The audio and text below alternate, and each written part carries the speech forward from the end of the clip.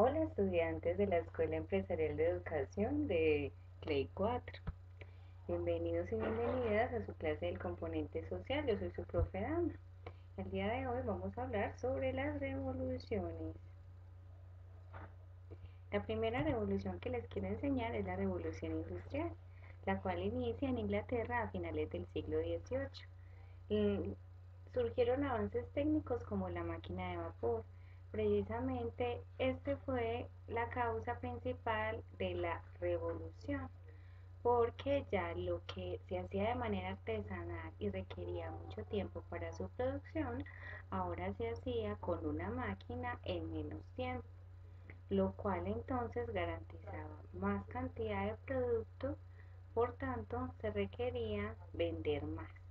Gracias a esto entonces bajan los precios y empieza una idea de acumulación nueva que antes no existía, porque yo de tener un vestido cada 6 meses que me lo podía confeccionar o más, ya podía adquirir un vestido cada mes, por decirlo de alguna manera.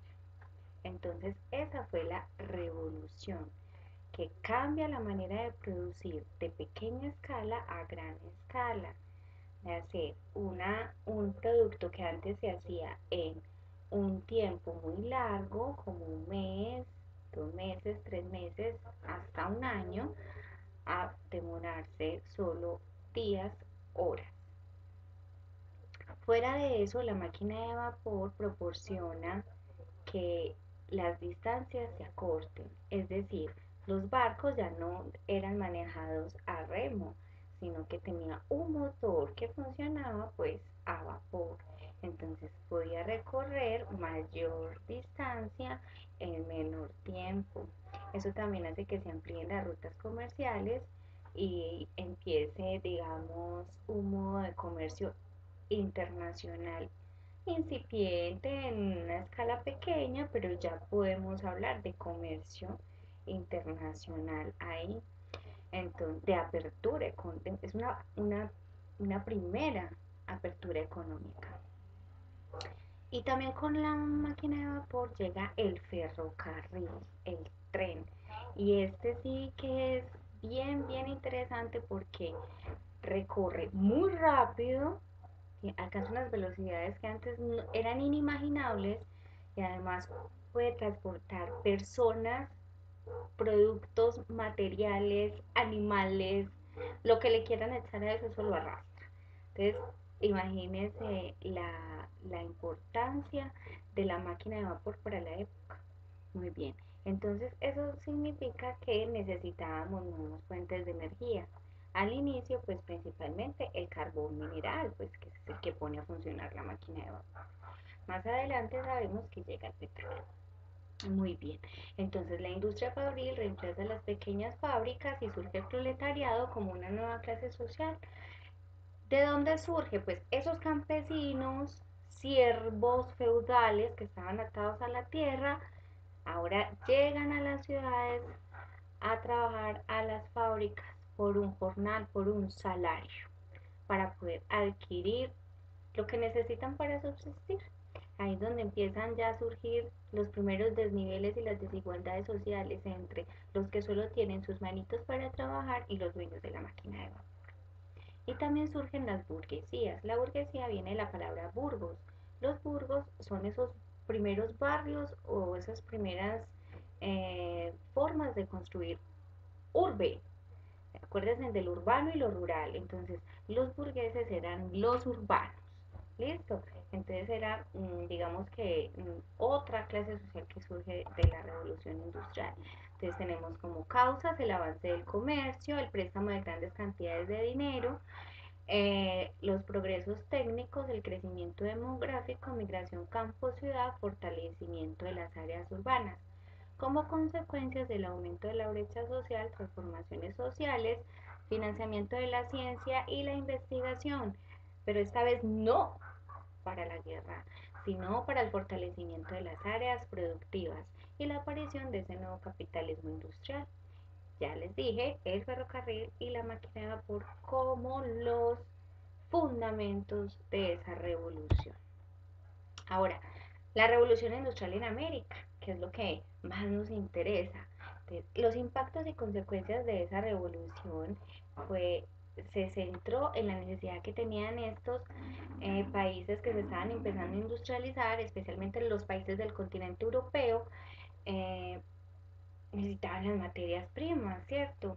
Porque yo primero, pues, como hacía un vestido cada 6 meses, pues con un poquito de algodón que tenía y bastaba, o con unas lanitas que había conseguido ahí de unas ovejitas, pues bastaba, pero ya no, ya hay que poner a producir las máquinas, necesitamos mucha cantidad de muchas cosas. Fuera de eso, para el ferrocarril se necesita mucho hierro. Fuera de eso, el carbón para poner a funcionar las máquinas. Fuera de eso, fuera de eso, fuera de eso, fuera de eso. ¿Y dónde estaba esa materia prima? Pues en América. Y solamente hay dos maneras de conseguir eso. Y es por las buenas o por las malas. Entonces empiezan a hacer negociaciones, tratados, conversaciones y también engaños, obviamente, porque el que tiene el sartén en la mano en ese momento, pues son estos países que se vienen enriqueciendo. Entonces nos ofrecen a los americanos préstamos para que nosotros alcancemos un nivel de progreso supuestamente, entonces para que hagamos nuestras propias vías, consigamos nuestras propias máquinas, pero todo a préstamos. Ahí es donde empieza a agrandarse la deuda externa. Y entonces también empezamos a darle títulos para que exploten aquí en nuestras tierras, para que extraigan la materia prima que necesitan para su producción.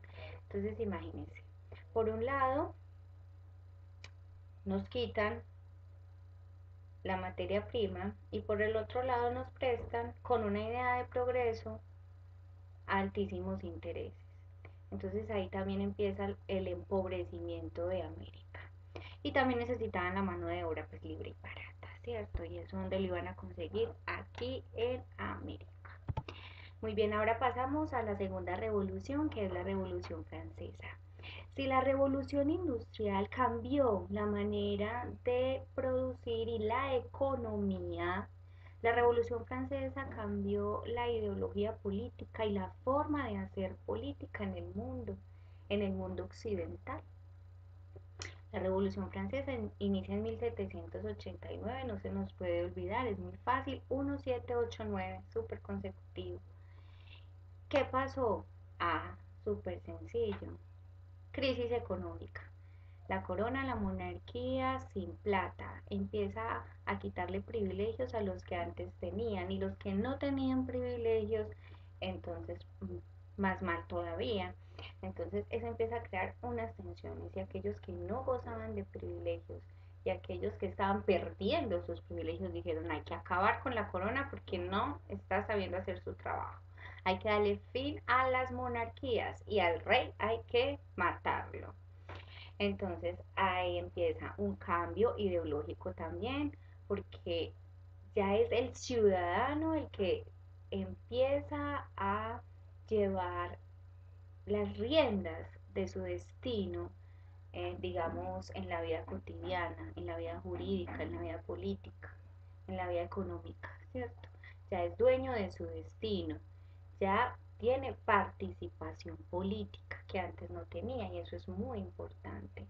Ese es el surgimiento de una república y la división de poderes que antes no existía. El rey tenía todo el poder y englobaba todo el poder.